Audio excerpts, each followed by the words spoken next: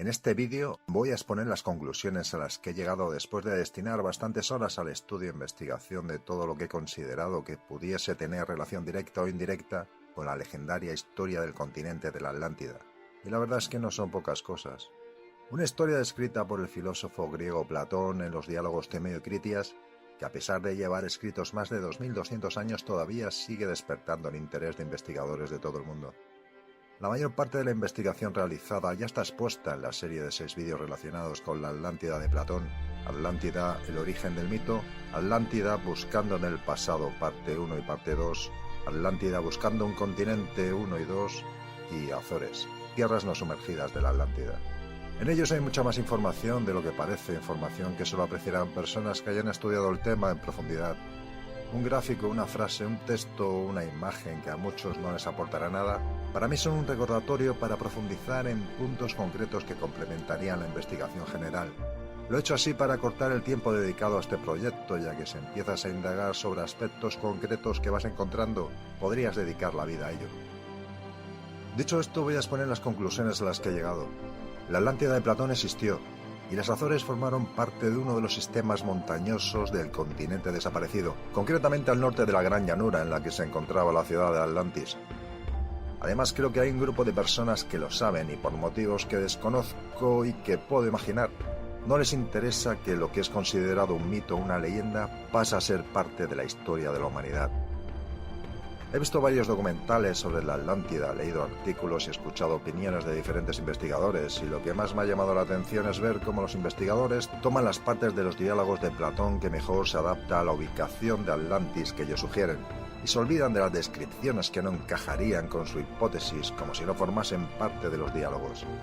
Se trata de un procedimiento muy habitual que utilizamos continuamente, olvidarse de la mayor parte de los elementos que configuran la realidad para tomar solo los fragmentos que mejor encajan con nuestro interés particular.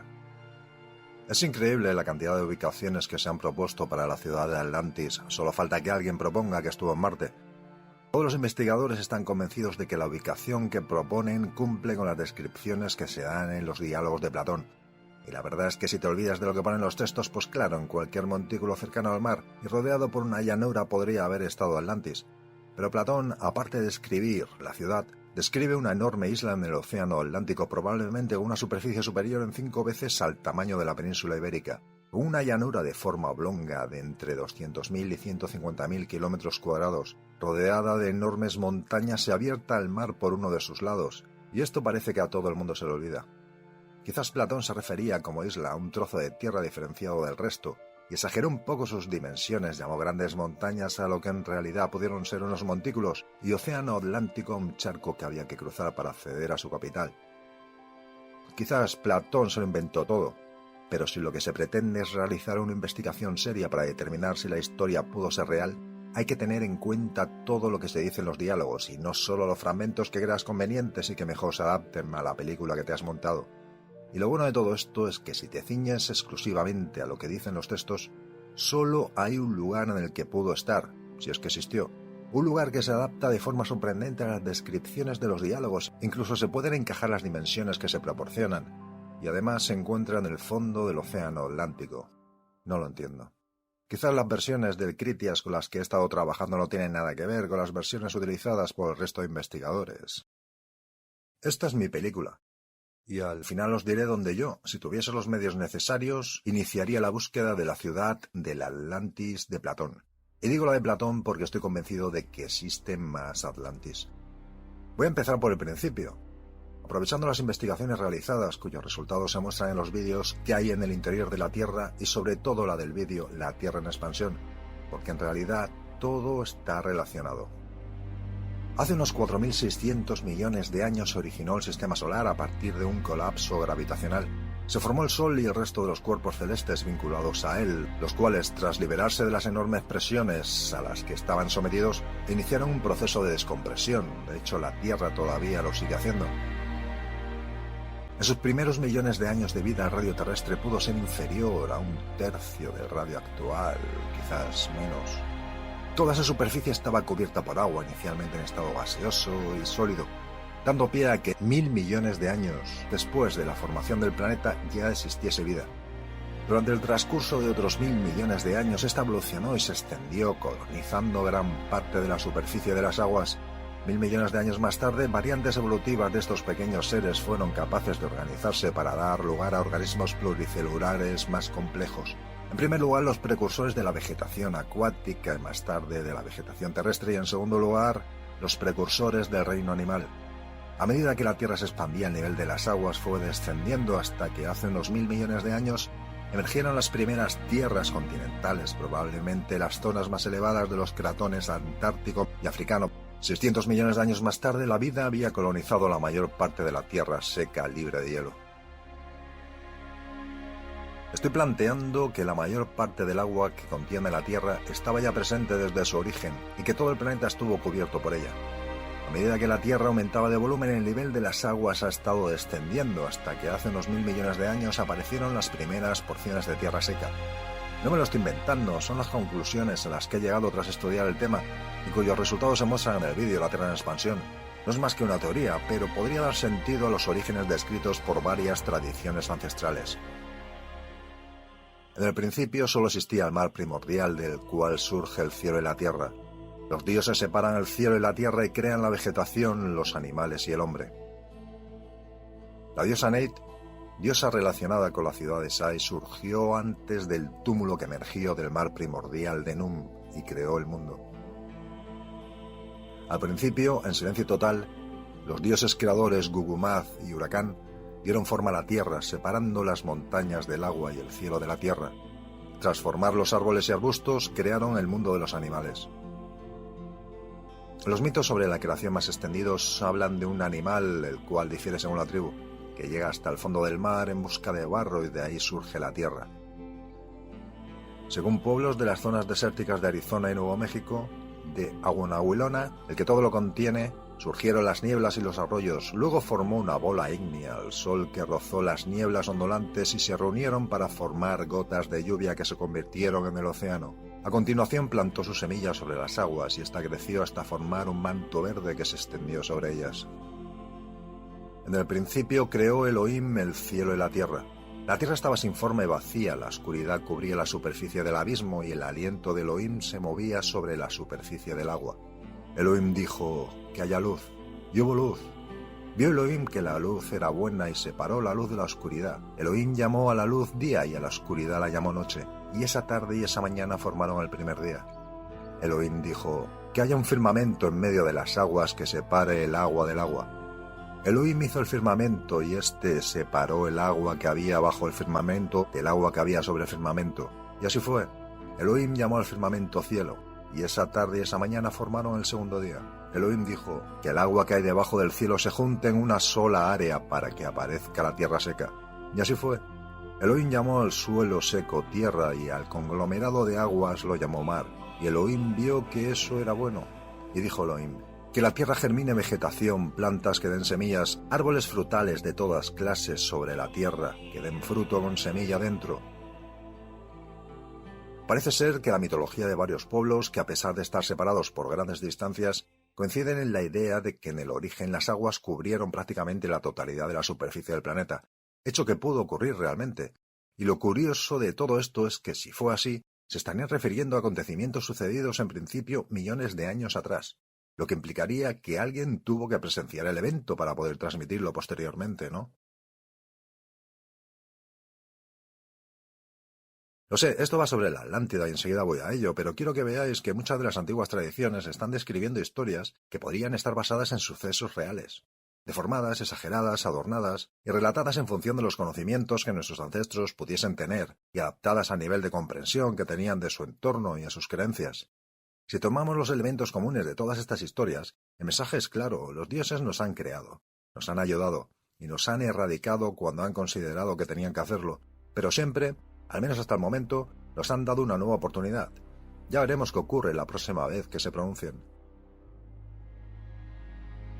1.000 millones de años atrás la corteza continental estaba junta formando Rodinia. El diámetro de la Tierra en esa época pudo ser la mitad del actual.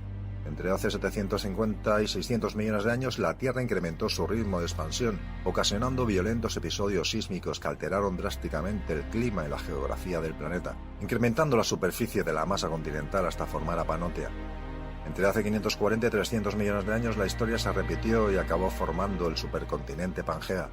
Al final de este periodo, el radio terrestre se incrementó hasta los 2/3 del actual. Hace 200 millones de años, Pangea comenzó a separarse. Y en ese instante es cuando creo que comenzó la formación del continente descrito en los diálogos de Platón en la Atlántida. Independientemente de que la Tierra se esté expandiendo o no, la ciencia está de acuerdo en que las Américas, Europa y África estuvieron juntas.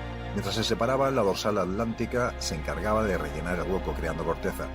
¿Y qué mejor lugar para que se forme un continente que el lugar donde la Tierra crea corteza? 200 millones de años atrás el hombre no existía. El planeta estaba habitado por seres que solo podían concebirse en la imaginación de las mentes más creativas y de cuya existencia, desde hace relativamente poco, estamos comenzando a descubrir. La vida no lo ha tenido fácil. La multitud de formas y variedades en la que ésta se presenta en la actualidad son el resultado de haber sobrevivido a varios episodios de extinción total y embudos evolutivos que han propiciado que unas especies perdurasen y otras no.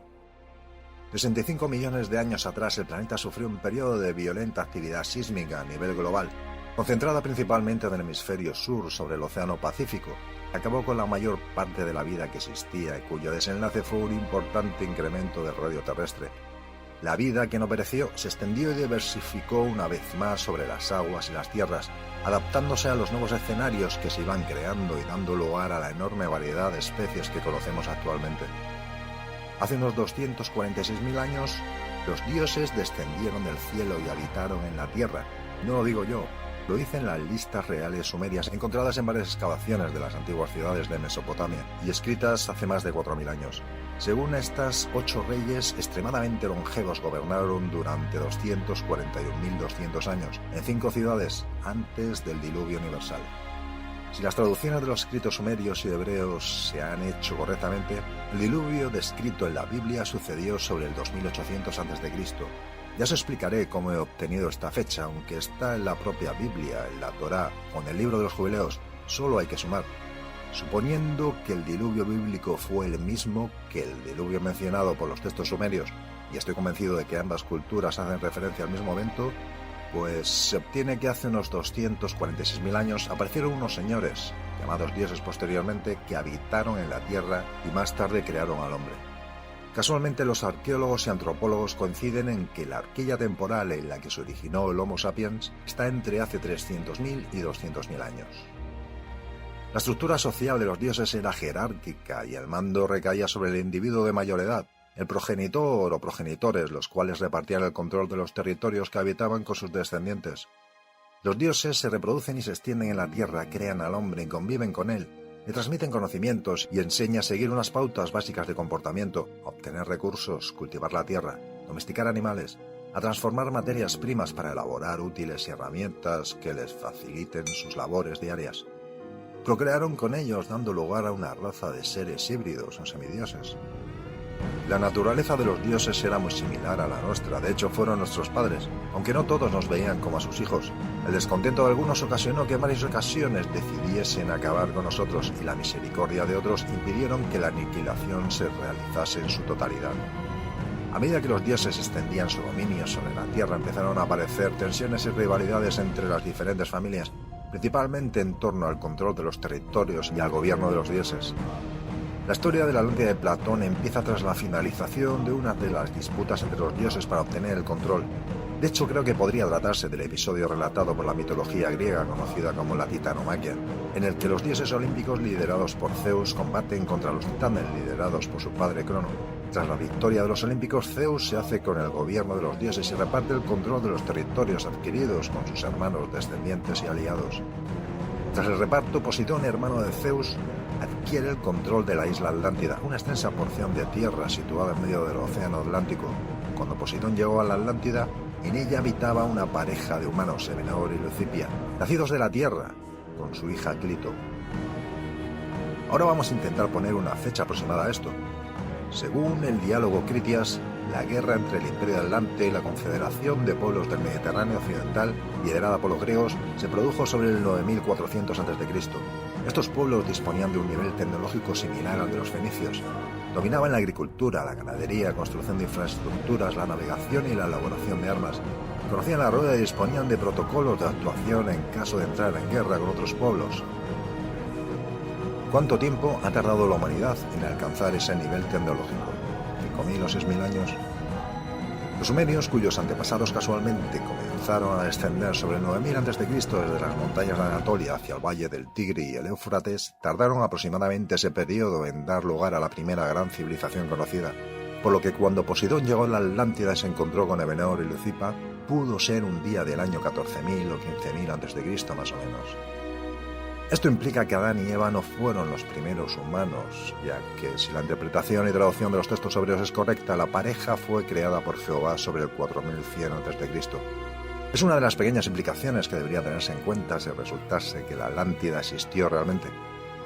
Poseidón, al ver a Clito, quedó prendado de su belleza, hasta el punto de tomarla como esposa y construirle una morada aislada mediante 3 canales concéntricos llenos de agua, con la intención de preservarla solo para él. A pesar de que cuando Poseidón llegó a la Atlántida lo hizo acompañado con los hijos que tuvo de una mortal, el gobierno de la isla se lo otorgó a los hijos que tuvo con Clito, 5 parejas de gemelos que se repartieron el territorio en provincias y gobernaron sobre ellas con virtud, sabiduría y justicia. Durante muchas generaciones los atlantes vivieron en armonía, respetando las leyes divinas establecidas por Poseidón. Desarrollaron por todo el país enormes infraestructuras que les permitieron duplicar la producción agrícola. Construyeron grandes templos y ciudades. La isla les proporcionaba una ingente cantidad de recursos y riquezas que les permitieron extender sus dominios sobre otras islas y sobre las costas de las tierras bañadas por el océano Atlántico. Atlantis se convirtió en una importante ciudad, en una referencia para otros pueblos, en un punto de intercambio cultural y centro de una enorme red comercial que atraía a navegantes de todo el mundo. Lo que no podía encontrarse en Atlantis simplemente no existía. A medida que el imperio crecía y la población aumentaba, se fueron diluyendo las enseñanzas y tradiciones de los primeros gobernantes. Las acciones de las últimas generaciones de reyes fueron movidas por la codicia y la acumulación de poder y riqueza, hasta el punto de perpetrar un ataque para conquistar todos los territorios del Mediterráneo. El ejército formado por la alianza de los pueblos amenazados, liderada por los griegos, hizo frente y derrotó a las tropas atlantes, restableciendo la paz y el orden. Poco después la Atlántida desapareció. Grandes temblores de tierra provocaron que el continente colapsara y se hundiese en el fondo del océano Atlántico, ocasionando enormes inundaciones que afectaron a todo el planeta, sepultando, borrando y dispersando cualquier testimonio de la existencia de unas civilizaciones avanzadas que existieron mucho antes de lo que creíamos. A partir de ahí la historia ya la conocemos. Se estima que hace unos 10.000 años la población mundial era de 1 millón de individuos. Cazadores-recolectores que aprendieron a domesticar animales y a cultivar la tierra, formando los primeros poblados, desarrollaron técnicas que les permitieron aumentar su producción y poder comerciar con los excedentes y acumular riqueza. Construyeron ciudades, inventaron la escritura, forjaron imperios y demás, hasta llegar a la actualidad, donde parece ser que nos encontramos en la fase en la que la injusticia, abusos, codicia e intenciones no muy nobles son las que están dirigiendo nuestros actos. Atlantis, un relato que de ser cierto ocasionaría que tuviésemos que volver a escribir nuestra historia, replantear nuestras creencias. La historia de un pueblo originado por los hijos de un dios que llegan a consolidar un gran imperio hace más de 12.000 años. Una época en la que los pueblos vivieron en relativa armonía, conectados a través de una extensa red de rutas comerciales que les permitieron compartir bienes, costumbres y conocimientos. Si durante el Imperio Romano todos los caminos llevaban a Roma, durante la hegemonía atlante todas las rutas convergieron en Atlantis. La Atlántida es también la historia de la decadencia moral de unos pueblos que, bien producto del infortunio o de la premeditación, acabaron siendo borrados de la historia a consecuencia de un gran cataclismo que afectó a la mayor parte de la humanidad, teniendo esta que comenzar su desarrollo una vez más, prácticamente a partir de la nada. Un mito que de ser cierto otorgaría mayor grado de credibilidad a todos los mitos y leyendas que circulan por el mundo, transmitidos por las antiguas tradiciones. El origen divino del hombre, la existencia de unos seres, llamadlos dioses, que vigilan nuestras acciones y actúan en consecuencia. Seres de naturaleza muy similar a la nuestra, los hay buenos y no tan buenos, y hasta el momento, a pesar de haber erradicado a la humanidad en varias ocasiones, parece que hay un interés general en ayudarnos y en darnos una nueva oportunidad. ¿Existió Atlantis? No lo sé, aunque toda la investigación que he realizado me indica de que sí existió. Y como he dicho al principio, si yo tuviese que buscar la Atlantis de Platón, empezaría por aquí,